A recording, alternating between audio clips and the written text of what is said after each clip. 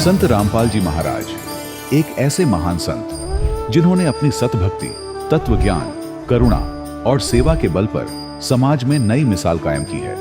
संत रामपाल जी महाराज की अगुवाई में उनके सभी सतलोक आश्रमों से समाज कल्याण के अद्भुत कार्यों ने समाज को सुनहरे भविष्य की एक नई उम्मीद दिखाई है। संत रामपाल जी महाराज से नाम दीक्षा लेने के बाद लाखों लोगों की लाइलाज बीमारियां जैसे कैंसर, एड्स आदि ठीक हुई। संत जी के ज्ञान से प्रेरित होकर उनके अनुयायियों ने लाखों यूनिट रक्तदान किया। संत जी ने लाखों बहन बेटियों का दहेज मुक्त विवाह करवाया।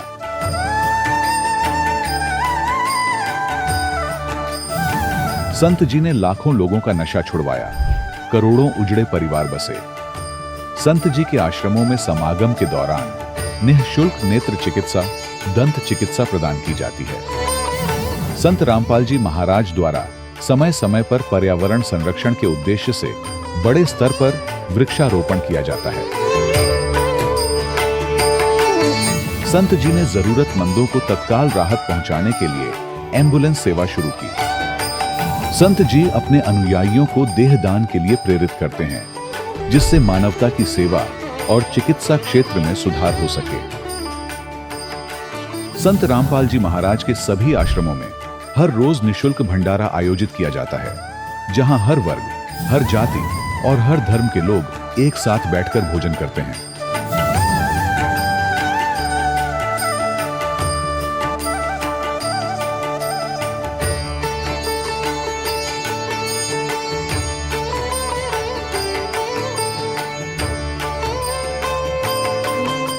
संत रामपाल जी महाराज की अन्नपूर्णा मुहिम ने गरीब और बेसहारा लोगों के जीवन में एक नई ऊर्जा और उम्मीद को जन्म दिया है।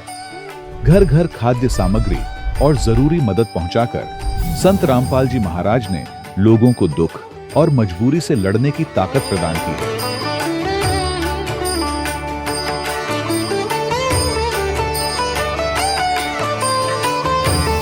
संत रामपाल जी महाराज द्वारा गरीब लोगों के लिए घर बनवाने का अद्भुत कार्य एक ऐसी मिसाल कायम कर रहा है जो सदियों सदियों संत जी की उदारता और दया भावना के तौर पर जाना जाएगा।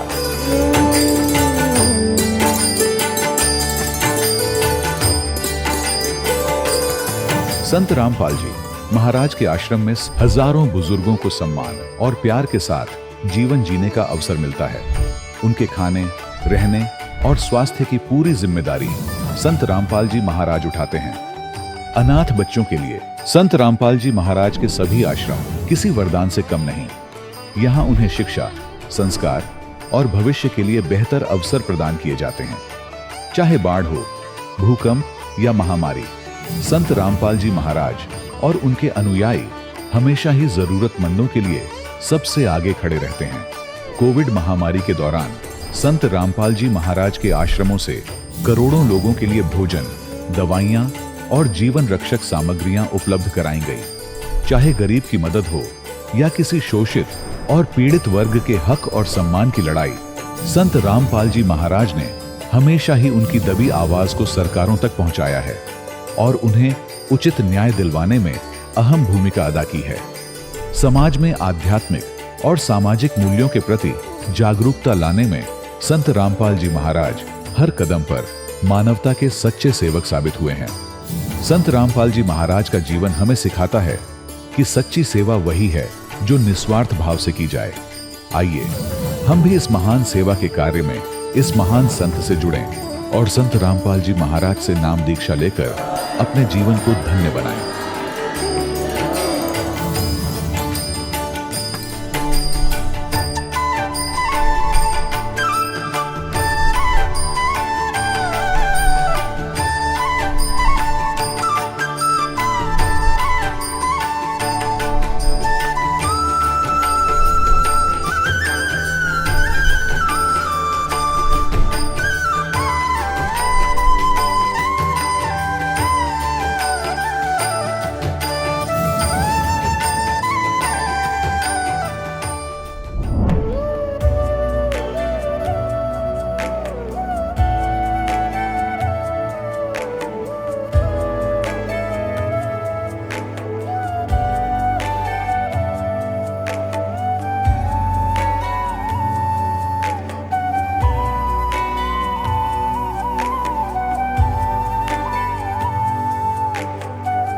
गीता में अर्जुन को स्वयं भगवान कह रहे हैं कि उस परमेश्वर की शरण में जा, उसके लिए उन संतों के पास जा जो तत्वदर्शी हो। इसी प्रकार हजरत मोहम्मद को उनका अल्लाह कह रहा है कि कोई और पूर्ण परमात्मा है, उसको पाने के लिए उन तत्वदर्शी संत की तलाश कर। वो प्रभु कौन है, ये जानने के लिए कृपया अवश्य सुनिए जगत गुरु तत्वदर्शी संत रामपाल जी महाराज के अमृत वचन। सत साहिब दर्शकों, जब एक आम इंसान अपने जीवन में सुख और शांति की तलाश में हर संभव देवी देवता की भक्ति करता है, व्रत, उपवास, कीर्तन और तरह तरह की साधनाएं अपनाता है, और फिर भी उसे न शारीरिक सुख मिलता है और न मानसिक शांति, तो उसका विश्वास डगमगाने लगता है। दर्शकों, कुछ ऐसी ही कहानी थी उत्तराखंड के रहने वाले दीपचंद लोमी जी की। दीपचंद लोमी जी ने अपने जीवन में शिव जी की पूजा की, हनुमान जी की आराधना की और अन्य देवी देवताओं की भी साधना करते रहे, लेकिन इसके बावजूद भी न तो शारीरिक लाभ मिला और न ही मानसिक शांति मिली। लेकिन दीपचंद लोमी जी का कहना है कि मेरा जीवन तब पूरी तरह बदल गया जब मैंने संत रामपाल जी महाराज से नाम दीक्षा ग्रहण की। दर्शकों, आखिर क्यों आज दीपचंद लोमी जी जैसे लाखों श्रद्धालु अपने धर्म में प्रचलित साधनाओं को शास्त्रों के विरुद्ध बताते हुए उनका त्याग कर रहे हैं और संत रामपाल जी महाराज की शरण में आ रहे हैं? साथ ही वे यह दावा क्यों कर रहे हैं कि केवल संत रामपाल जी महाराज ही शास्त्रों के अनुसार सच्ची भक्ति दे रहे हैं? आखिर इसके पीछे की सच्चाई क्या है? आइए सुनते हैं दीपचंद लोमी जी की कहानी, उन्हीं की जुबानी।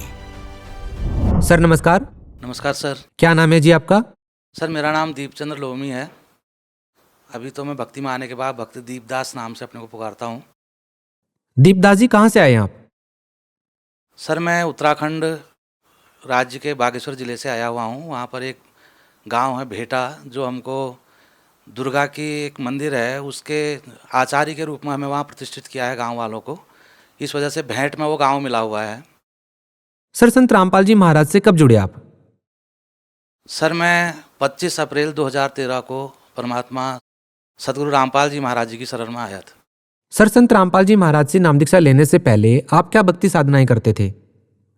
सर कुछ पिछले जन्मों के संस्कार होंगे, जिस वजह से मैं बचपन से ही काफ़ी भक्ति में रहता था, साधु संतों के साथ रहता था और जो लोकल बाबा लोग थे उनके साथ में रहता था, अखाड़ों में काफ़ी रहता था। मैं 7वीं 8वीं क्लास में पढ़ता था, तभी से हारमोनियम तबला वगैरह भी बजाने लग गया था और भजन कीर्तन कई किस्म के ऐसे आयोजनों में जाता रहता था। हमारे घर में हर साल अखंड रामायण होता था। पूरे नज़दीक के गांव वालों को मैं निमंत्रण देता था, भंडारा भी कराता था, मंदिरों में भी काफ़ी सेवा करता था, भागवतों में काफ़ी मैं ब्राह्मण के तौर पर भी रहता था, क्योंकि ब्राह्मण जाति में मेरा जन्म हुआ है। और इसके अतिरिक्त मैं 3 बार अमरनाथ यात्रा करके आया। बाकी इधर के भी मंदिरों में, अपने उत्तराखंड के मंदिरों में तो कई बार जाता ही रहता था। अन्य भी कई धामों में मैं बद्रीनाथ, केदारनाथ, हरिद्वार, इन सब जगहों में कई बार जाता रहा। इसके अलावा नवरात्रि हर बार साल में 2 बार होती है, दोनों बार करता था। सपरिवार हम भक्ति करते थे और इतना सब कुछ करने के बाद भी हमें कुछ ऐसा आभास नहीं होता था कि पूर्ण इससे आगे भगवान कौन है। राम की भक्ति करते हैं तो विष्णु बड़े हैं, विष्णु के अवतार हैं। कृष्ण की करते हैं तो उसमें भी शक होता था कि इनसे बड़े भी भगवान हैं। दुर्गा की भक्ति करते समय कभी ऐसा लगता था कि सबसे बड़ी यही है, क्योंकि ब्रह्मा विष्णु महेश भी इनकी भक्ति करते हैं।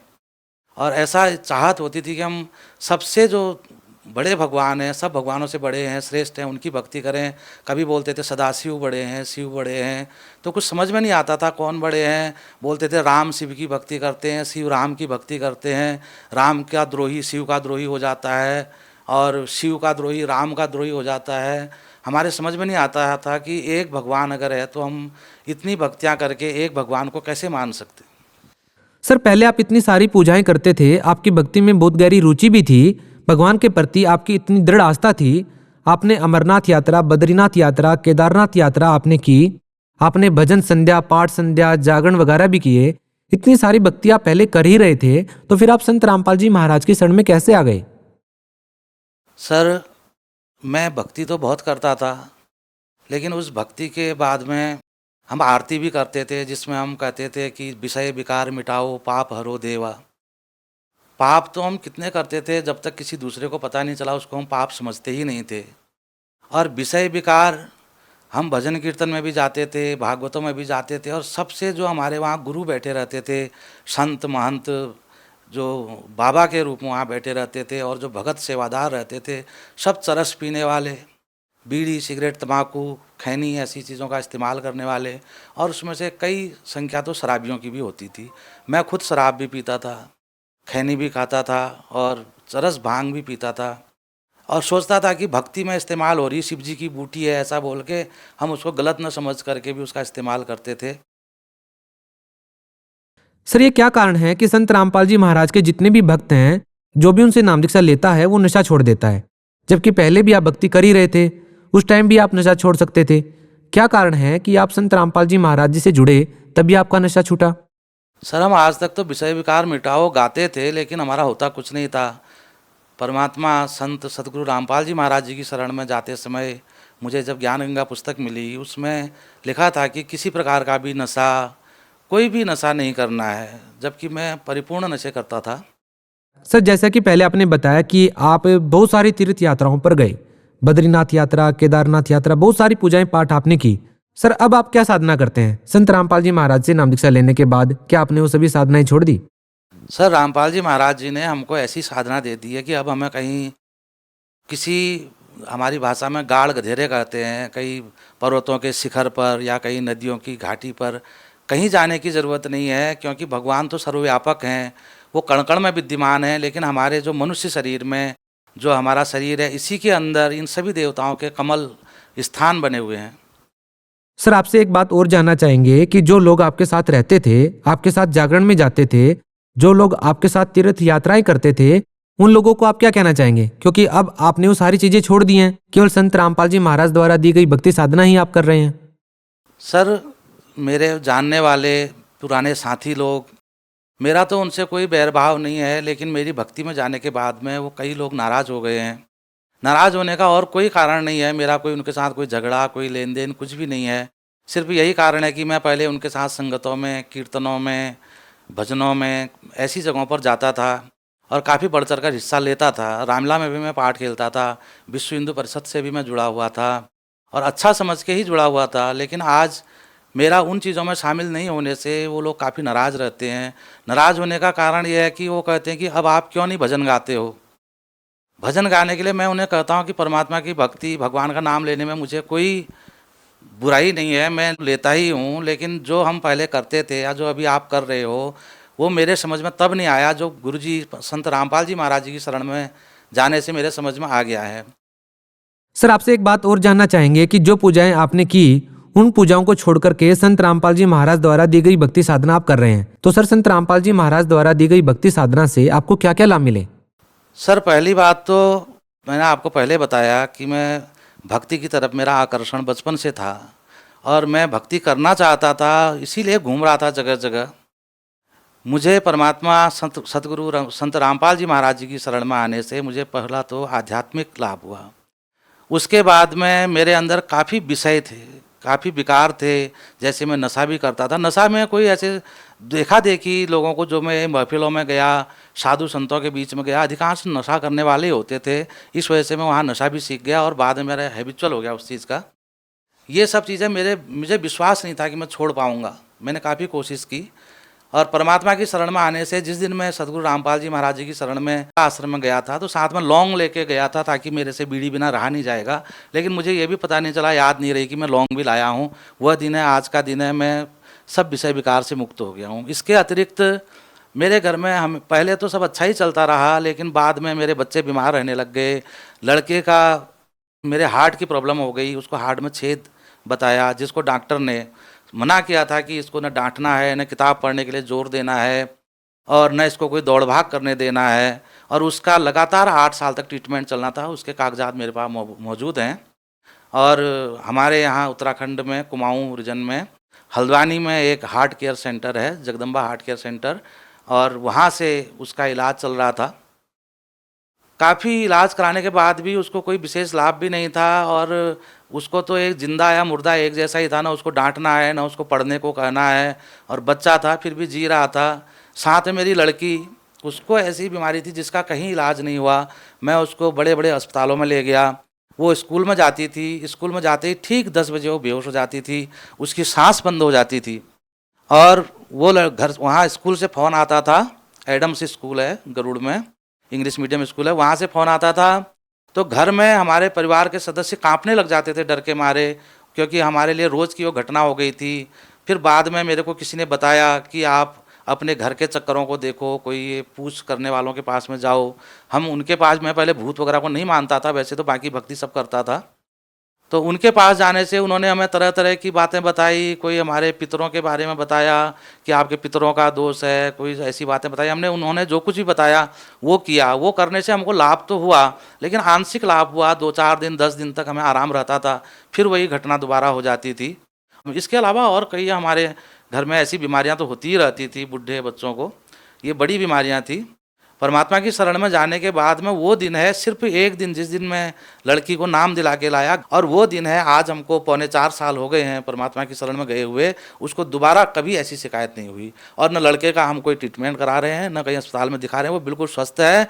लड़की, उसको एक यहाँ मंडल डॉक्टर थे, चाइल्ड स्पेशलिस्ट गरुड़ बैजनाथ सरकारी अस्पताल में, उन्होंने तो साफ कह दिया था कि जो ये बीमारी इस बच्ची को है, इस बीमारी के लक्षण वाले बच्चे बचते नहीं हैं, ये मर जाएगी, आप इसकी आशा छोड़ दो। और वो स्कूल के लिए तैयार हो जाती थी, इसलिए हम भेज देते थे। हमारा दिल उसे स्कूल भेजने का नहीं करता था। आज वो बच्ची ने अपने स्कूल में टॉप किया है। एडम्स पब्लिक स्कूल है गरुड़ में, उसमें उसके हाई स्कूल में 10 CGP है। कई बार अखबार में भी नाम उसका आया। देहरादून से वो गोल्ड मेडल लेके आई है विज्ञान प्रतियोगिता में। और वो लड़की जो मर जाएगी बोला था, आज बिल्कुल स्वस्थ है। परमात्मा की महिमा तो बहुत है। काफ़ी लाभ हुए हैं, हर दिन लाभ होते हैं, कई एक्सीडेंट से भी बचाव होता है। सर, जैसा कि अभी आपने इंटरव्यू के दौरान बताया कि आपको हार्ट की प्रॉब्लम थी, सर क्या कोई रिपोर्ट वगैरह आपके पास है? क्या आप हमारे दर्शकों को दिखाएंगे? सर, मैं रिपोर्ट लेके आया हुआ हूँ। मेरे लड़के को हार्ट की बीमारी थी और उसके हार्ट में छेद था। प्रकाश पंत डॉक्टर हैं हल्द्वानी में, हार्ट स्पेशलिस्ट, उनसे उनका लगातार इलाज चल रहा था। वो रिपोर्टें मेरे पास में हैं। ये जगदम्बा केयर सेंटर, ये जो है हल्द्वानी के अस्पताल है, लगातार इसके पूरा टेस्ट होते थे। हर महीने मेरे को यहाँ से हल्द्वानी गाड़ी बुक करके जाना पड़ता था। और इसमें उसको बताया था कि 8 साल तक लगातार उसका इलाज चलेगा, जबकि उसको लगभग 2 साल हुए थे इलाज करते हुए कंटिन्यू। परमात्मा की शरण में आने के बाद में ये सभी भगत लोग देख सकते हैं। गुरुजी संत रामपाल जी महाराज जी की शरण में जब हम गए और लड़के को मैंने नाम उपदेश दिलाया, उसके बाद से आज हम न किसी अस्पताल में गए हैं। कोई छोटी मोटी बीमारी का भी, सर्दी जुकाम बुखार इत्यादि, इसकी तो हमने दवा ली है। सर, जैसा कि अभी आपने बताया कि संत रामपाल जी महाराज से नाम दीक्षा लेने के बाद आप पितृ पूजा नहीं कर सकते, श्राद्ध नहीं निकाल सकते, तो जैसा कि आपने पहले हमारे को बताया था कि आप पहले जागरण करते थे, जागरणों में जाया करते थे, जैसा कि आप पहले हिंदू परिषद के अध्यक्ष भी रहे हैं, तो अब सवाल ये उठता है, लोगों में कहीं न कहीं इस बात को लेकर के शंका जरूर आएगी कि संत रामपाल जी महाराज कहीं धर्म परिवर्तन तो नहीं करवा रहे हैं, क्योंकि इस बात को लेकर के लोगों में काफी शंकाएं रहती हैं कि संत रामपाल जी महाराज जी के अनुयायी हैं, वो देवी देवताओं की पूजा नहीं करते हैं। क्या हिंदू धर्म परिवर्तन करवाना ही संत रामपाल जी महाराज का उद्देश्य है या कुछ और? क्या कहना चाहेंगे आप इस बारे में, क्योंकि हमारे दर्शकों के मन में लगातार ये सवाल उठता है। सर, संत रामपाल जी महाराज सिर्फ हिंदू धर्म के बारे में ही नहीं, अपितु सभी धर्मों के बारे में हमें बताते हैं कि उन धर्म ग्रंथों में क्या लिखा हुआ है। हिंदू धर्म में, चाहे मुस्लिम धर्म में या किसी अन्य धर्मों में जो पाखंडवाद फैल गया है, उन बुराइयों को दूर करके और धर्म के मुताबिक, धर्म ग्रंथों के मुताबिक भक्ति करना बताते हैं। वो टीवी में, और उन्होंने जो किताब हमें ज्ञान गंगा हम पर कृपा कर रखी है, उसमें उन्होंने पूरे उदाहरण उन सभी ग्रंथों के अध्याय, पेज नंबर, श्लोक नंबर और अर्थ सहित उनका बहुत ही अच्छा और सत्य अनुवाद करके दे रखा है। मेरे को बहुत ऐसा महसूस हुआ था कि ये हमारे धर्म के खिलाफ ऐसी कोई साजिश है। मुझे पढ़ने के बाद पता चला कि ये तो परमात्मा का ऐसा ज्ञान है जो कबीर साहिब जी ने हमें पहले भी पाखंडवाद से छूटने के लिए, काफ़ी आज से 600 साल पहले काशी में आके और लोगों ने उनका विरोध किया था। आज वही ज्ञान और वही परमात्मा संत रामपाल जी महाराज के रूप में आकर के हमें वही ज्ञान बता रहे हैं। सर, हिंदुस्तान में तो पहले ही बहुत सारे धर्म हैं, अब संत रामपाल जी महाराज कौन सा धर्म बनाने जा रहे हैं? सर धर्म तो हम अनेक अनेक किस्म के धर्मों में बढ़ चुके हैं। संत रामपाल जी महाराज हमको अनेक धर्मों से एक बनाना चाह रहे हैं।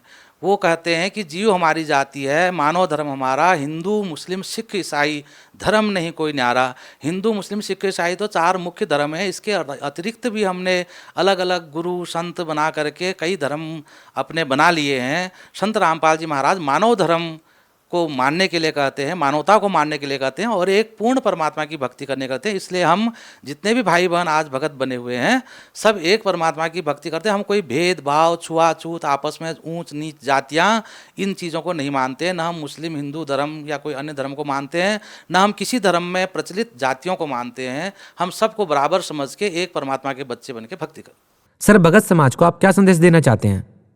सर मैं सभी भक्त आत्माओं से, सभी भक्तजनों से प्रार्थना कर रहा हूँ, सभी भगत हैं जो भी कोई भी भक्ति कर रहे हैं, वो लोग पहले तो सत्संगों को सुने। ज्ञान गंगा पुस्तक उन्हें कहीं भी मिलती है, उसे पूर्ण पढ़ें। 1-2 पन्ने पढ़ करके उस पर फैसला न करें। उसके बाद में अगर वो और जानकारी लेना चाहते हैं और भक्ति को, अपनी भक्ति को, सत्य भक्ति को करना चाहते हैं, उन्हें अपना ये सब शक दूर करने के लिए धर्म परिवर्तन है या नहीं है सब जानने के लिए उत्तराखंड में परमात्मा की दया से 6 नामदान सेंटर खुले हुए हैं। एक काशीपुर में है, एक हल्द्वानी में है और एक गरुड़ में बागेश्वर जिले के अंदर एक भीटा गांव है, वहाँ पर खुला हुआ है। और एक श्रीनगर गढ़वाल में है, देहरादून में है, रुड़की में है। अभी अन्य भी और ज़िलों में खुलेंगे उत्तराखंड में। इसलिए भक्तों की कमी है क्योंकि वहाँ पर भूत पूजा, पितर पूजा, इस चीज़ को ज़्यादा मान्यता दी गई है और लोग सब दुखों से परेशान रहते हैं। सब दुखों का छुटकारा पाने का एक ही उपाय है कि संत रामपाल जी महाराज के शरण में आए। बहुत बहुत धन्यवाद सर। सर धन्यवाद, नमस्कार। दर्शकों, अभी आपने सुने संत रामपाल जी महाराज से दीक्षा प्राप्त करके सुखी हुए भक्त के अनुभव। अब देखिए जगत गुरु तत्वदर्शी संत रामपाल जी महाराज के मंगल प्रवचन। जैसे हमारे यहाँ जो हिंदू धर्म के अंदर गीता जी में 3 अध्याय के 10 से लेकर 15 तक स्पष्ट किया है कि जो ब्रह्मा जी ने बताया था सृष्टि के प्रारंभ में कि तुम यज्ञ करो, यज्ञों के द्वारा इन देवताओं को बढ़ाओ और बढ़े हुए देवता फिर तुम्हें मनीषित फल देंगे। और जो प्रारब्ध में, जो किस्मत में तुम्हें जो धन मिला है उसमें से यदि तुम दान धर्म नहीं करते हो, यज्ञों पर नहीं लगाते हो तो तुम चोर हो। 5 यज्ञ बताई हैं। एक यज्ञ है धर्म की, जैसे भंडारे करना, भोजन कराना। और दूसरी यज्ञ है ध्यान, परमात्मा को याद करना। उसका मेडिटेशन का अर्थ यानी हठ योग। ध्यान यानी उसका चिंतन बना रहे। जैसे किसी को टेंशन हो जाती है किसी भी बात की, उसका मन हटाए से नहीं हटता उस टेंशन पॉइंट तक, तो वो मेडिटेशन है। तो ऐसे भगवान की टेंशन बने, उसको याद रहे, उसकी वहां जाने की ऐसी लगन लगे, दैट इज मेडिटेशन, हमारा मेडिटेशन। और जो हठ योग करते हैं वो मेडिटेशन नहीं है, वो हठ योग है। वो सदग्रंथों में निषेध है। तीसरी एक हवन की, देसी घी की जोत जलानी चाहिए। जैसे हम अपने देसी माने गाय भैंस का दूध, जिस देश में जैसा, उनका घी से जोत जलानी चाहिए। दूध से घी बनाकर उस प्योर घी का, शुद्ध घी का जोत जलाते हैं। तो ये हवन यज्ञ है। इन सभी यज्ञों का ही प्रतिफल वर्षा होती है। वर्षा से अन्न होता है, अन्न से मनुष्यों की तृप्ति होती है और उनकी उत्पत्ति होती है। फिर बताया है कि एक यज्ञ धर्म की, दूसरी यज्ञ ध्यान, तीसरी यज्ञ हवन की, चौथी यज्ञ प्रणाम और 5वीं यज्ञ है तत्व ज्ञान की, सत्संग की, सब अध्याय की। तो ज्ञान यज्ञ 5 वक्त की नमाज कर लो, ज्ञान यज्ञ, या सुबह शाम दोपहर के जो हम आपको नित्य नियम बताते हैं वो नमाज है आपकी। और जैसे सिख धर्म के अंदर एक जप जी का पाठ करते हैं, वो उनकी नमाज है। नमाज में स्तुति, भगवान की प्रार्थना।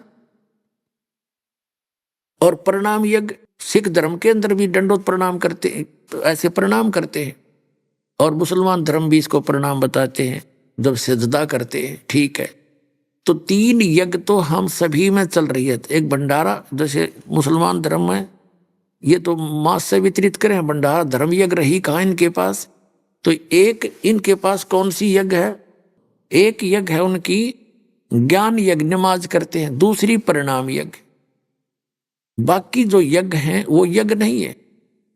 रोजे रखना, गीता अध्याय नंबर 6 के श्लोक नंबर 16 में स्पष्ट किया कि अर्जुन, ये भक्ति, ये योग, ये साधना न तो बिल्कुल ना खाने वाले की यानी व्रत रखने वाले की, और ना ज्यादा खाने वाले की, ना अधिक सोने वाले की, और ना घना जागने वाले की कभी सफल नहीं होती।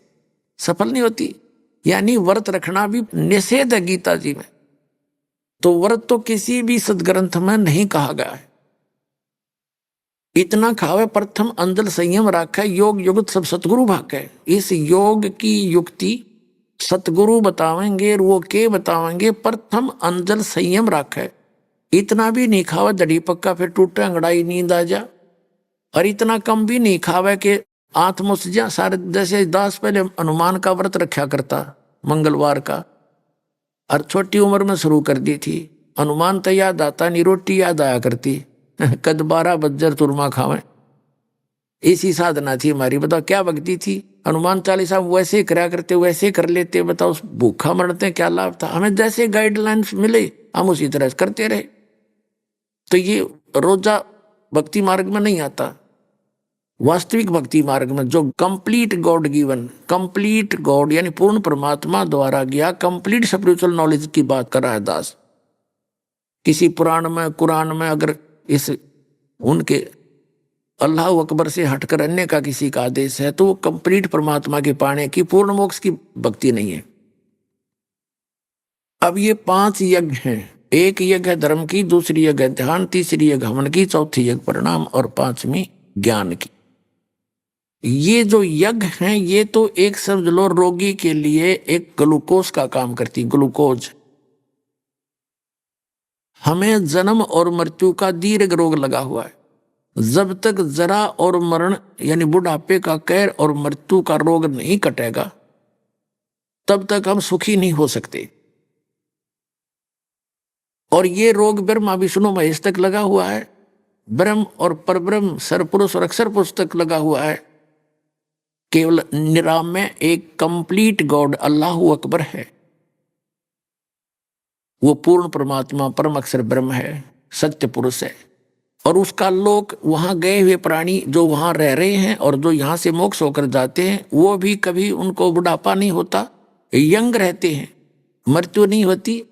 जो आप यहाँ ठाठ लेना चाहते हो सारा कुछ वहां पर मिलेगा। आपने वहां ऐसे ही नर और नारी करके आपकी सृष्टि है, आपके बच्चे होंगे, लेकिन वो युवा स्थिति में आकर के कभी इससे आगे ना उम्र घटेगी, वो उस स्थिति में रहेंगे और कभी मृत्यु नहीं होगी। अपनी आत्माओं, अब आप हो और आपके बच्चे हैं, आपकी पत्नी है, आपके बच्चों की पत्नियां हैं, आपके छोटे छोटे पोता पोतियां हैं, आपको कितने अच्छे लगते हैं। और फिर 1 मिनट में सारे मर जाएं। जैसे पीछे एक सन 2000 के अंदर 26 जनवरी सन 2000 को गुजरात के अंदर एक भूकंप आया था। कई मंजिल की कोठियां बनाने में पूरा जीवन लगा दिया था उन लोगों ने। 2 पीढ़ी लगी रही थी और उन्हीं के नीचे दबकर मर गए, समाप्त होगी। और दूसरी बात एक विचार करने की है, जैसे मुसलमान भाई कहते हैं कब्रों के अंदर उनको दबा देते हैं और वो वहां रहते हैं, तो उस साइक्लोन के अंदर, उस भूकंप के अंदर उन कब्रों का पता नहीं कहाँ गए, बड़ी बड़ी कोठियों का पता नहीं वो कहाँ गए। तो कहने का भाव ये है दास का कि यहां ना जाने के बिजली गिर जा कब के हो जा। तो आपको कितना अच्छा लगता, आपके परिवार कितने प्यारे लगते। अरे एकदम कोई एक बच्चा भी मर जा, तरफ कर टक्कर मारते हम। माँ बाप मर जा बच्चे रोते हैं, बच्चे मर जाते माता पिता रोते हैं, भाई बहन रोते हैं। तो ये क्या खाक सुख है, इस पर किस चीज पर आश्रित हुए बैठे हो। तो ये आपका परिवार कभी ना मरे और ठीक ठाक रहे तो आपने क्या दिक्कत है। आप बड़ी खुशी से रहोगे, बड़ी खुशी बनाओगे। और यहाँ तो रहना ही नहीं, वो आपको वहां मिलेगा जिसकी खबर लेकर ये दास आया है। ये है अंतिम पैगंबर, ये रामपाल दास है, वो फाइनल प्रॉफिट। ये सच कर मान लेना, लेटेस्ट।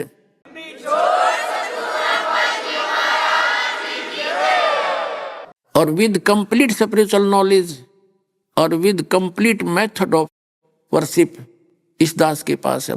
अब जैसे 5 यज्ञ जो हम करते हैं ये तो ग्लूकोज है, अब कंपलसरी है। जैसे डॉक्टर के पास कोई रोगी जाता है और उसकी स्थिति को देख के परिचित हो जाता है तो तुरंत डॉक्टर ग्लूकोज लगाता है, ट्रीटमेंट अन्य बाद में शुरू करता है।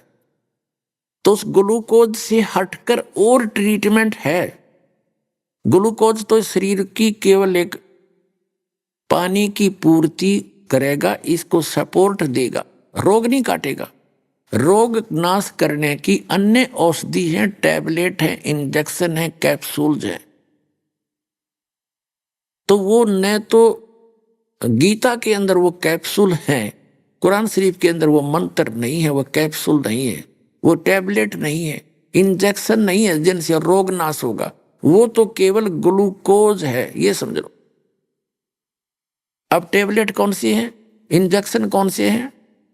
जैसे श्रीमद् भगवत गीता अध्याय नंबर 8 के श्लोक नंबर 13 में गीता ज्ञान दाता कहता है, ओम इति एकाक्षरम ब्रह्म व्यवहारण माम अनुसमरण यह परियाति तजन देहम स याति परमाम गति। मुझ ब्रह्म की साधना का केवल ओम एक मंत्र है, नथिंग एल्स। जो अन्य जो मंत्र जाप करते हैं गीता जी में कहीं नहीं है। जैसे ओम नमः शिवाय, ओम नमः भगवते वासुदेवाय, और जितने भी मंत्र एवं नमः, ये मंत्र नहीं है, ये गीता में प्रमाणित ही नहीं है। इसके अतिरिक्त जो साधना भक्ति करते हैं वो गीता अध्याय नंबर 16 के श्लोक नंबर 23 और 24 में निषेध है कि शास्त्र विधि को त्याग कर जो मनमाना आचरण करते हैं उनको न सुख होता है, ना उनकी गति होती है, ना उनको कोई सिद्धि प्राप्त होती है, यूजलेस।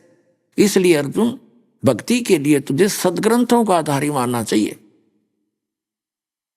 तो गीता ज्ञान दाता ने केवल एक वो मंत्र बताया, और गीता को सर्वोच्च मानते हैं सब हिंदू धर्म के भाई, और गीता वाली एक भी क्रिया नहीं करते, उसके हटकर ही साधना करते, पढ़ते गीता को है। ये तो वो काम कर रहे हैं जैसे एक भक्त कह रहा था, बोला यार ये समाजी औरों को तो सलाह देते हैं गाय रखने की और स्वयं रखेंगे भैंस इनकी कथनी और कथनी में न्यू अंतर है।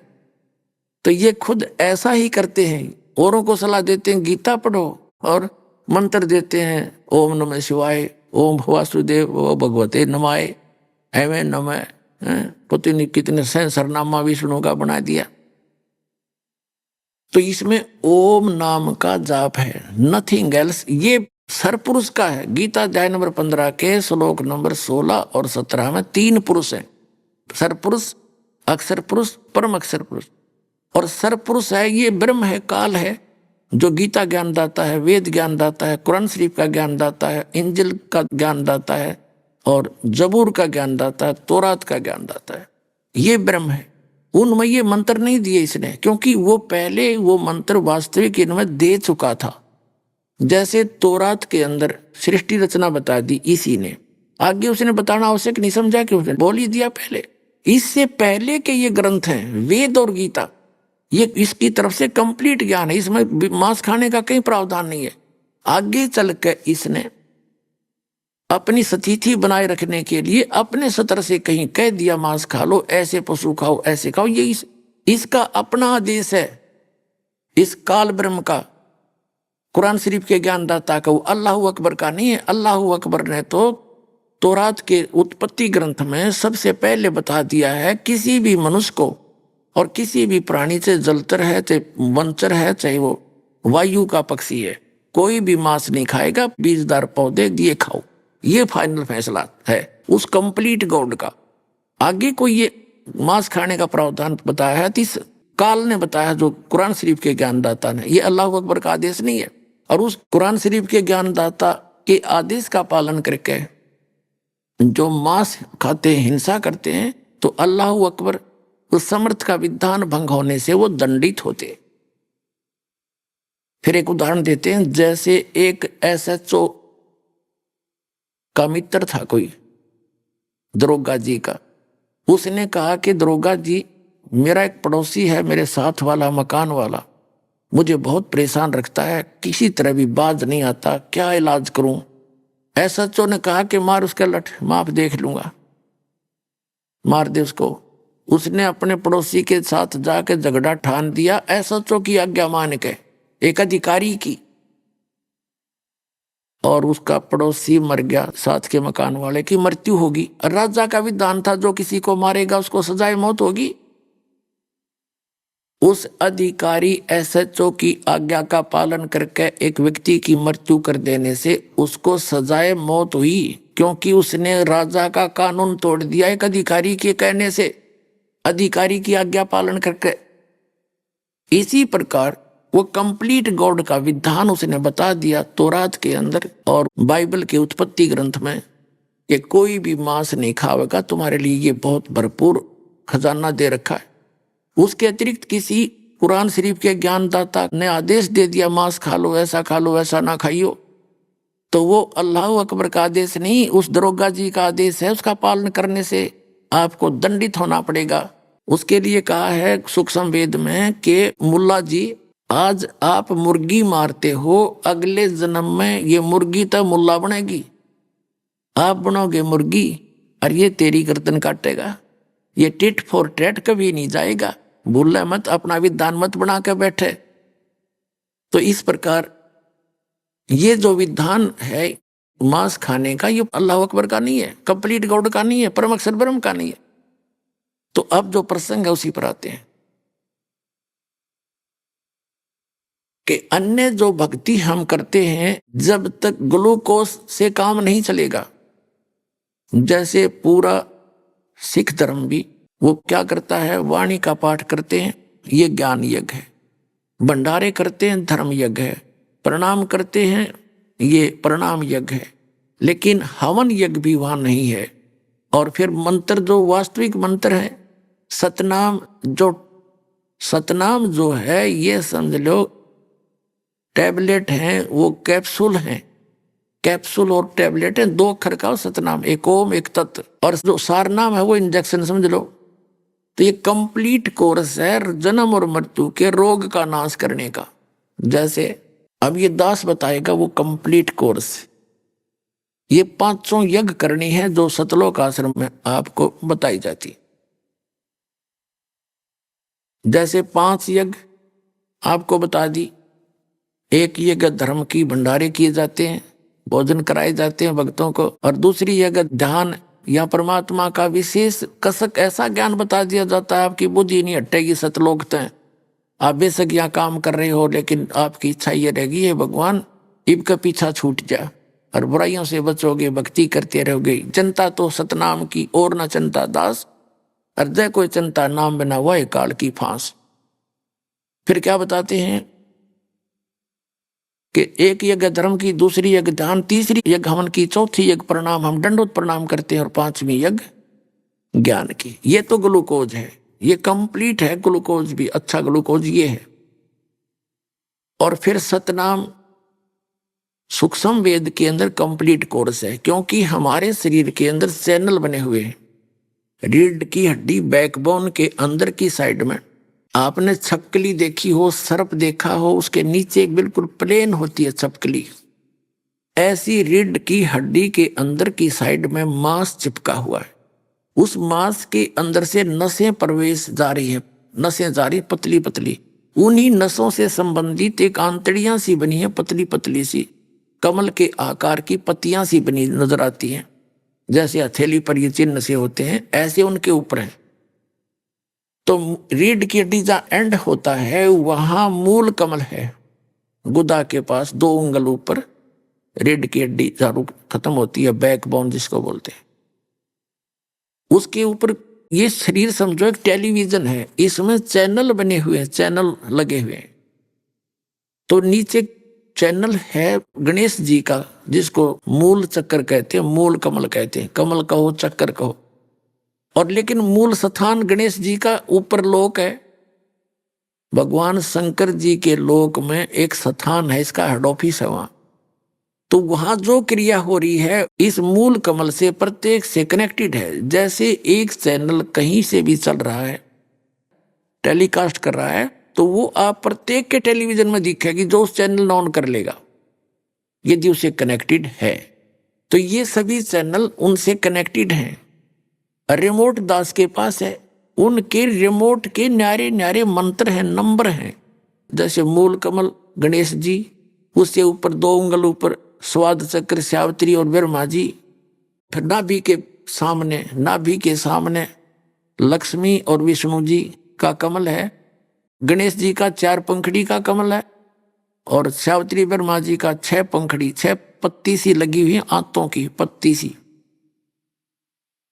और नाभि कमल जो विष्णु जी और लक्ष्मी जी का, इसमें 8 पंखड़ियां हैं, 8 पत्ती सी हैं कमल जैसे आकार की। वो पत्ती नहीं, जैसे ये समझ लो एक निशान से है, पतली पतले से। और जब भक्ति करते हैं तो जैसे गाय और भैंस के स्तन दूध आने से पहले ऐसे लटक रहे होते हैं, और जब दूध भर जाता तो ऐसे तन जाते हैं। ऐसे भक्ति से ये अंदर की पंखड़ियां इन कमलों की अपने आप ये खुलना शुरू हो जाएगा, ऐसे खिल जाएंगी। अब तो वो ऐसे बुची पड़ी है ऐसे, फिर वो ऐसे होकर के ऐसे खिल जाएंगी, बिल्कुल ऐसे खुल जाएंगी भक्ति से। इन मंत्र जो आपको दिए जाएंगे, इन मंत्रों से। फिर हृदय कमल है दोनों सतनों के बीच में, और इस पेट से ऊपर, कंठ से नीचे और बैकबोन के ऊपर। ये शंकर भगवान और पार्वती का कमल है। इसका एक मंत्र है, उसको जाप दिया जाएगा आपको, उससे ये फिर खिल जाएगा कमल इनका। फिर कंठ कमल में दुर्गा जी का है, ये बैकबोन ना समाप्त होती है, एंड होता है यहाँ पर, इसके अंदर की तरफ।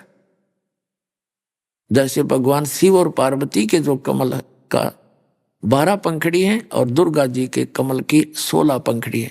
इसके बाद आगे जाके चिरकुटी है, उसके केवल 2 कमल हैं। और उसके बाद फिर आगे चलता है, यह आगे डिटेल अभी नहीं बताएंगे, क्योंकि कुछ वक्ता पाक के और आपको भ्रमित करना शुरू कर देंगे। अभी तक इसके आगे का रहस्य किसी के पास नहीं है इस दास के अतिरिक्त, इसलिए आपको उसकी आवश्यकता भी नहीं है। जो ज्ञान आप देना चाहता है दास, वो इतना ही आपको पर्याप्त है, क्योंकि 10वीं कक्षा के बच्चे को उतना ही कोर्स कराया जाता है जिसको उसको आवश्यकता है।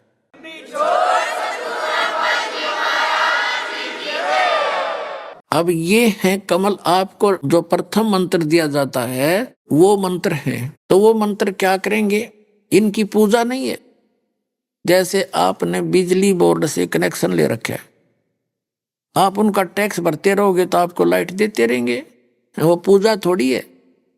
वो तो एक हमारा कर्तव्य है, एक नेक नागरिक का, कि किराया अपना टैक्स भरो और उनका बिल भरो और अपना उनसे सुविधा लो, न तो बंद कर देंगे वो। तो हमने यहाँ जीने के लिए यहाँ के ये प्रधान हैं, ब्रह्मा विष्णु महेश दुर्गा और गणेश। यहाँ के न्यू सोच लिया डिपो होल्डर हैं ये। और यहाँ के ये जैसे को टेलीफोन विभाग के मंत्री के ला लो, गैस देते हैं, गैस कनेक्शन देते हैं, तो इनका टैक्स भरते रहेंगे, हम देते रहेंगे, टैक्स भरते रहेंगे, देते रहेंगे, ये सुविधा जारी रखेंगे, हमें हानि नहीं होने देंगे कुछ भी। और फिर जब हम यहाँ से चलेंगे तो इनका अकाउंट क्लियर रहेगा। इन मंत्रों की मजदूरी थे जो आपको दी जाती है, मजदूरी है या पूजा नहीं है। जैसे आपको बहुत बार उदाहरण दिया है, जैसे हमने जल प्राप्ति करनी है, जल हमारा पूज्य है, हमारा इष्ट जल है, उसकी प्राप्ति के लिए जो प्रयत्न है वो हमारी मजदूरी है, वो पूजा नहीं है। जैसे इन मंत्रों का हम जाप करेंगे तो ये मजदूरी है, ये साधना है, ये पूजा नहीं है। साधना अलग है, पूजा अलग है। और आदर सत्कार करना एक अनिवार्य है, एक नेक नागरिक का, एक अच्छे व्यक्ति बहन भाई का एक दूसरे को प्रणाम करना, प्यार से बोलना, नमन होना। एक आधीनी आती है, आधीनी के बिना भगवान निकट नहीं आ सकता। जैसे मुसलमान भाई कहते हैं हमारा सिर झुकेगा तो एक अल्लाह को ही झुकेगा, नहीं झुकेगा। और अल्लाह का तुमने पता है कौन, अल्लाह ताला का, जो तुम तो काल के आगे झुका रहे हो, तुम डम्मी गॉड को यानी गलत खुदा की ही आगे सजदा कर रहे हो। वो तो अल्लाह अकबर का तो तुम्हें पता ही नहीं, उसकी पूजा का भी नहीं पता, उसने ऑप्शन छोड़ दिया। इस कुरान शरीफ के सूरत फुरकानी 25 आयत 52 से लेकर 59 तक में। अरे कॉमन सी बात है पुण्यात्माओं, जैसे आप जी कोई वस्तु उधारी लेना जाते हो अपने किसी साथ के मकान वाले पे, उसको भी प्यार से बोलोगे, आदीनी से नम्रता से पेश आओगे, और फिर उससे भूमिका बनाकर कहोगे जी मुझे ऐसी वो वस्तु चाहिए थी, तो वो अपने पास ना होगी तो दूसरे से लाकर दे देगा उस व्यक्ति को जो भी नम्र भाव से बात करेगा। एक यूं कहेगा वो चीज दे, मैंने वो दे ले उठा के, होगी तब भी नाट जाएगा। अगर देख इस गधे ने बोलना भी ना आता, होगी तो भी नाट जाएगा कि हमारा कोनी खराब हो रही है। और ये शिक्षा देते नहीं होगा, सर झुकेगा तो एक अल्लाह को ही झुकेगा, हम तो प्रणाम भी नहीं करते किसी को। तो ये भक्ति की मार्ग है। और जिस सभा के अंदर अड़ताड़ी बजे, वो भक्तों की सभा नहीं हो सकती, वो तो एक राजनेताओं की हो सकती है या केवल एक तमाशगरों की हो सकती है। क्योंकि ये जो ताड़ियां बजाई जाती हैं ये उन श्रोताओं की गलती नहीं, उनको ज्ञान देने वालों की त्रुटि है। जय बोले भगवान की, भगत तो जय बोला कर उस परम पिता की, और ये ताड़ी बजावे, ये ताड़ी बजाना कोई भक्तों का काम है। संतों की सभा में ताड़ी नहीं बजा करती, भगवान की जहां चर्चा हो वहां ताड़ी नहीं बजा करती, वहां तो जय जयकार हुआ करती है भगवान की। तो पुण्यात्मा, अब जैसे ये राधा स्वामी वाले, धन धन सतगुरु वाले, किसी ने देख ले, ये राधा स्वामी की ब्रांच है। जय गुरुदेव पंथ, सच्चा सौदा सिरसा और जगमाल वाली वाला पंथ, ठाकुर जी वाला, कृपाल जी वाला, राधा स्वामी वाला, ये सारे शिवदयाल जी के ही कुएं का पानी है। ये कहते हैं कि हम तो सीधे त्रिकुटी में जाते हैं, हमने नीचे के भक्ति की कोई आवश्यकता नहीं, हम तो सीधी हमारी चढ़ाई वहां तो शुरू होती है। देख अकल देखो इन, हमने स्वदेश जाना है, हम विदेश में रह रहे हैं, मान लीजिए किसी विदेश में रह रहे, स्वदेश आना है, तो वहां से सभी नो ड्यू सर्टिफिकेट लेकर ही हम वापस आ सकते हैं। अगर किसी ने जरा सी टांग अड़ा दी तो आप स्वदेश तो छोड़ो, प्लेटफॉर्म एयरपोर्ट पर नहीं जा सकते। हमने सब लोक जाना है, हम दूसरे लोक, इस काल के लोक में रह रहे हैं पृथ्वी पर, कहीं भी किसी देश में। तो यहां से जाने के लिए हमने पहले इनके प्रधानों से नो ड्यू सर्टिफिकेट लेना पड़ेगा। और वो प्रधान आपको बता दिए, ये शरीर में बैठे हैं, आप इनकी भक्ति करते रहोगे, इनमें ऑटोमेटिक जमा होंगे, उसके खाते में पहुंच जाएंगे। और जब यहां से आप चलोगे तो ये आपके सब मार्ग क्लियर मिलेगा त्रिकुटी तक। त्रिकुटी पर जाना कोई बालकों का खेल नहीं है, ये तो मारे सट्टे पे, मतलब इन्हें ज्ञान नहीं, राधा स्वामी वाले धन धन सतगुरु वालों को तो इन्हें सतनाम का नहीं पता आज तक है क्या। और वही सतनाम, वही सतलोक, वही सचखंड, वही सार शब्द, वही सार नाम, वही सतपुरुष तो ये जाओगे कहाँ? झूठा ज्ञान ध्यान कहाँ लाओ तुम? तुम्हारा ज्ञान ही झूठा है तो उसकी साधना क्या करोगे? तो उसका अर्थ ये है, ये कहते हैं हम तो सीधे त्रिकुटी पे पहुंच जाते हैं। त्रिकुटी कोई बरवाड़े का बस स्टैंड नहीं है, साइकिल पर जाओ तो भी पहुंच जाए, या कोई पैदल गया वो भी पहुंच गया। वाह भाई वाह, त्रिकुटी पर जाने के लिए अंगा लगेगा, बहुत जोर लगाना पड़ेगा, यानी जोर का मतलब है सत साधना करनी पड़ेगी, फिर तो दिखते नहीं है। तो जितने भी आप प्रथम मंत्र दिए जाते हैं ये आपको त्रिकुटी तक पहुंचा देंगे। त्रिकुटी तक बरी हो गया आप इस प्रथम मंत्र से। और इसके साथ साथ परमात्मा ने दया बख्शी है, 2 मंत्र और दिए हैं, फर्स्ट एंड लास्ट। ये उस परम अक्षर ब्रह्म का अल्लाह ताला की कमाई है, इसमें वो कमाई आपको इसके साथ रहेगी और आपको त्रिकुटी बजा कर छोड़ देंगे। त्रिकुटी बज जाने के बाद फिर सतनाम के 2 अक्षर हैं, उन 2 अक्षरों का काम शुरू होगा।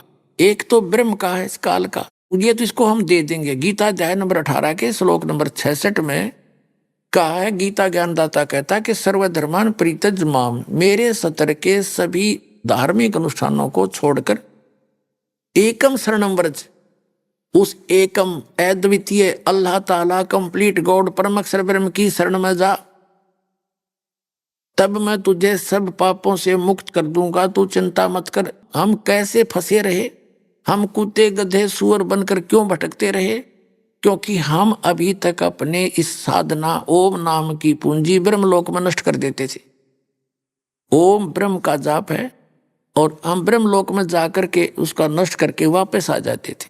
अपने आत्माओं, यहाँ आप भ्रमित हो जाओगे थोड़े से कि जैसे प्रथम मंत्र में भी ये मंत्र है और सतनाम के अंदर भी इनका समावेश है, तो यहाँ ये समझ लेना कि जिस मंत्र से, जिस नाम से हम जिसको सुरत लगाकर उसका जाप करते हैं तो वो उसी का बोधक होता है, उसी का लाभ देता है।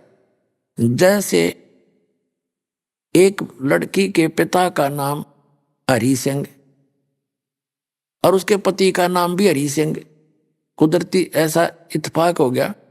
अब जब वो अपने पिता का नाम लेती है, हरि सिंह की हूँ, बेटी किसकी, हरि सिंह की, पत्नी किसकी, हरि सिंह की, तो उस समय उसकी सुरती अपने पति के ऊपर होती है, सूरत पर, कि मैं उसकी पत्नी हूँ, हरि सिंह नाम दोनों है। इतना ही काफी समझ लेना, भ्रमित ना होना, क्योंकि ये तो अध्यात्म ज्ञान है, बालकों का खेल नहीं है। आप तो अज्ञान से भरे पड़े हो। अब उस अज्ञान को निकालने के लिए दास को इतना प्रयत्न करना पड़ा है, इतने बड़े बड़े उदाहरण ला करके सब फिर सेट करना पड़ रहा है, तब ये यथार्थ ज्ञान आपने सुहावेगा। ये प्रयत्न इसलिए करा दास। तो सतनाम 2 अक्षर का है, इसमें एक ओम एक तत् गुप्त है। प्रसंग चल रहा था, ये कहता है कि मैं तुझे सब पापों से मुक्त कर दूंगा। कैसे कर देगा कि हम पहले ओम नाम का जाप ब्रह्म का है, इसकी भक्ति करते रहे ऋषि लोग, और हम पहुंच गए ब्रह्मलोक में। इसकी कमाई खत्म हुई, फिर पृथ्वी लोक पर आगे देवने कुत्ते हमने यह पूंजी यही नाश करते रहे अपनी। अब इस पूंजी का नाश नहीं करेंगे हम, इसको पकड़ा देंगे, पकड़ते रही और हमें बरी कर यहाँ से, हम इसका ऋण दे देंगे तो ये हमारा मांगे क्या, इसका हमारा लेन देन क्या रहा फिर। तो इसको जैसे पहले क्या होता था, साहूकार लोग जो छोटे व्यक्ति निर्धनों को अपने मजदूर बना लेते थे, उनको पहले पैसा दे देते थे, थोड़ा बहुत 1000, 2000, 10,000 जैसा भी। अभी आपने सुने संत रामपाल जी महाराज के मंगल प्रवचन। आइए अब सुनते हैं संत रामपाल जी महाराज से नाम दीक्षा लेकर सतभक्ति करके अद्भुत लाभ प्राप्त करने वाले अनुयायी के विचार। दर्शकों, मनुष्य अपने जीवन में हर वह साधनाएं करता है जिससे परमात्मा प्राप्त हो सके, लेकिन फिर भी उसे ना तो परमात्मा प्राप्त होता है और ना ही परमात्मा से मिलने वाले सुख। दर्शकों, ऐसा इसलिए है क्योंकि आज का मनुष्य शास्त्र विधि को त्याग कर मनमाना आचरण कर रहा है। दर्शकों, ऐसी ही कहानी थी हरिद्वार की रहने वाली बबली जी की। बबली जी रोजाना सुबह 4 बजे उठकर पूजा पाठ किया करती थीं, देवी देवताओं के व्रत भी रखती थीं, लेकिन फिर भी इन्हें अपने जीवन में कभी शांति नहीं मिली। दर्शकों, जब हिंदू धर्म में की जाने वाली साधना से कोई राहत मिलती ना नजर आई तो बबली जी ने सहारा लिया यीशु मसीह का, यानी ईसाई धर्म का। लेकिन दर्शकों, वहां से भी इन्हें कोई राहत नहीं मिली। लेकिन आज बबली जी का कहना है कि मैंने जब से संत रामपाल जी महाराज की शरण ग्रहण की है, तब से मेरे साथ अद्वितीय चमत्कार हुए हैं। मेरी जिंदगी आज पूरी तरह से बदल गई है।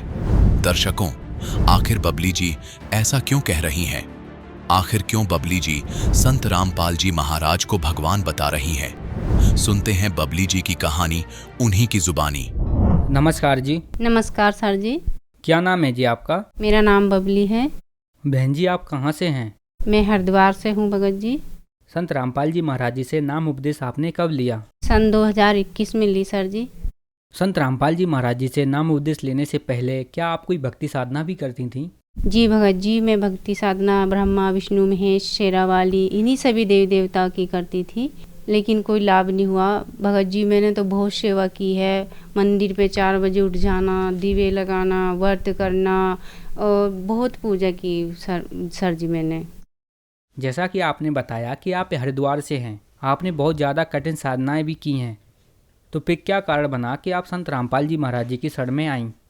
देखो सर जी, हम पहले बहुत लड़के को महत्व देते थे कि लड़का नहीं हुआ, लड़का नहीं हुआ। मेरे 5 लड़की थी भगत जी और मेरे लड़का नहीं था, और लड़के के कारण भगत जी हम बहुत देवी देवताओं को मानते रहे, पूजा करते रहे, तांत्रिक के पास भी गए, भक्तों के पास भी गए, जैसे पंडित सभी के पास गए, लेकिन भगत जी हमें कोई लाभ नहीं हुआ। फिर जब हमें कोई लाभ नहीं हुआ तो हम यीशु मसीह में भी गए, यीशु मसीह में 2-2.5 साल रहे भगत जी, वहाँ से भी कोई लाभ नहीं हुआ, हमें लड़का नहीं हुआ। फिर ऐसे हम लड़के के कारण अपना घर भी छोड़ दिया। ऐसे बोलने लगे कि तुम अपना घर बदल दो, अपने जगह बदल दो, इसके कारण लड़का हो जाएगा। भगत जी हमने अपना घर भी छोड़ दिया, 1-1.5 साल हम अपने घर रहे, लेकिन भगत जी वहाँ पे भी कुछ नहीं हुआ। फिर भगत जी हमें एक भगत मती मिली, हम जैसे किराए पे रहते थे, उसने बताया कि तुम यीशु मसीह में हो, तुम्हें ऐसे कोई लाभ नहीं होगा। संत रामपाल जी महाराज का ज्ञान टीवी पे आ रहा है, आप उसके ज्ञान को सुनो, वे बहुत अच्छा ज्ञान दे रहे हैं, शास्त्र अनुसार ज्ञान सुना रहे हैं। तो भगत जी हमने उनका सत्संग सुना और उन्होंने भी हमें समझाया। तो भगत जी जैसे हमने उनका ज्ञान सुना, देखा, मैंने कहा कि इनको तो मैंने बहुत पहले सपने में देखा था। भगत जी वो मुझे सपने में पहले दर्शन दे चुके थे। परमात्मा कहते थे कि बेटी मैं भगवान हूँ और 5-6 लड़कियों के बाद तेरे बेटा हुआ। सच में परमात्मा मुझे 5-6 बेटियों के बाद ही उन्होंने दर्शन दिए और सचमुच में मुझे मिले और परमात्मा की भक्ति मिली, उनका नाम लिया मैंने। उसके बाद जैसे ही मैंने ज्ञान को समझा तो भगत जी उनका नाम भी लिया। नाम लेने मेरी इच्छा यही थी कि लड़का हो, लेकिन हम अज्ञानी थे, हमें कोई ज्ञान नहीं था, संसार का ही ज्ञान था भगत जी हमें। पर हमारे गुरुजी तो यही कहते हैं कि बेटा और बेटी में कोई फ़र्क नहीं होता। तब तक हमने गुरुजी का सत्संग नहीं लिया था, नाम नहीं लिया था भगत जी, उनका नाम नहीं लिया था, हमें ज्ञान भी नहीं था। हमारी इच्छा एक लड़के में ही थी भगत जी। 15 साल से भगत जी मेरे को कोई लड़का नहीं था। मैं दर दर भटकती रही, देवी देवताओं की पूजा करती रही, लेकिन सर जी मुझे कोई लाभ नहीं हुआ।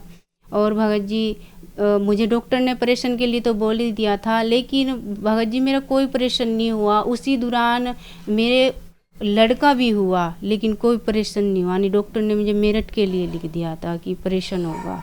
लेकिन हमें नाम लेने के बाद, परमात्मा का नाम दीक्षा लेने के, संत रामपाल जी महाराज से नाम दीक्षा ली, उसके बाद हमें परमात्मा ने एक लड़का भी दिया। संत रामपाल जी महाराज ने हमें जो हमारी इच्छा थी, हमारी इच्छा पूरी की। लेकिन परमात्मा ये कहते हैं कि बेटा लड़का लड़की में कोई फ़र्क नहीं होता, जो हमारी भक्ति करते हैं मैं उसको सब कुछ तो रूंगे में देता हूँ। मेरा तो गुरुजी कहते हैं हमारा असली उद्देश्य है कि मोक्ष हो, कल्याण हो। सर जी मेरे पथरी भी थी और पथरी मेरे 27 ml की बन चुकी थी और 27 ml की पथरी जैसे मैंने दवाई खाई तो वो टूट कर पथरी की जो नली है उसमें आ चुकी थी। जैसे मैंने अल्ट्रासाउंड कराया, अल्ट्रासाउंड मैं पथरी पित्त की नली के अंदर आ गई और डॉक्टर ने बोला कि आप मेरठ चले जाओ, मेरठ से अपना ऑपरेशन करवाओ पित्त की नली का। पित्त की नली का जैसे मैंने ऐसे सुना कि पित्त की नली में पथरी आ गई है, मेरठ अल्ट्रासाउंड होगा, तो सर मैं बहुत घबरा गई। फिर हमने नाम लिया था संत रामपाल जी महाराज का, उन्हें हमने प्रार्थना लगाई। जैसे ही प्रार्थना लगाई भगत जी, उस दिन से मेरे कोई ना दर्द है ना कोई पथरी है। नहीं तो भगत जी मुझे मेरठ के लिए बोल दिया था कि तुम्हारा ऑपरेशन होगा, पहले पित्त की नली में जो आ गई थी उसका होगा, फिर पित्त की थैली का होगा। लेकिन भगत जी मैं बिल्कुल सही हूँ और उसके पित्त की नली के पथरी रहते हुए भी सर जी परमात्मा ने लड़का दिया है, मुझे कोई दिक्कत नहीं हुई। मेरे पति 14-15 साल से नशा करते थे। संत रामपाल जी की महाराज की दया से उन्होंने भी नाम ले लिया और उनका भी सब नशा छूट गया। ना वे शराब पीते हैं, तम्बाकू खाते थे, मीट का सेवन भी करते थे, लेकिन संत रामपाल जी की महाराज की दया से उनका सब नशा छूट गया सर जी। संत रामपाल जी महाराज जी ने आपको बहुत अद्भुत लाभ दिए। तो जो दर्शक आज आपको टीवी पर देख रहे हैं और वह भी संत रामपाल जी महाराज जी से जुड़ना चाहते हैं तो कैसे जुड़ सकते हैं? सर जी चैनल पर संत रामपाल जी महाराज का सत्संग आता है और जैसे ही पीली पट्टी पर संत रामपाल जी महाराज का सत्संग चलते हुए नंबर आते हैं भगत जी, उन नंबर से हम नोट कर प्रार्थना लगा सकते हैं, फ़ोन कर सकते हैं और ऑनलाइन भी परमात्मा नाम दीक्षा देते हैं और 500 से ज़्यादा भी नाम केंद्र खुल चुके हैं। हम वहाँ भी जाकर नाम दीक्षा ले सकते हैं, ऑनलाइन भी ले सकते हैं। मालिक ने बहुत दया कर दी सर जी। धन्यवाद जी। सत साई भगत जी।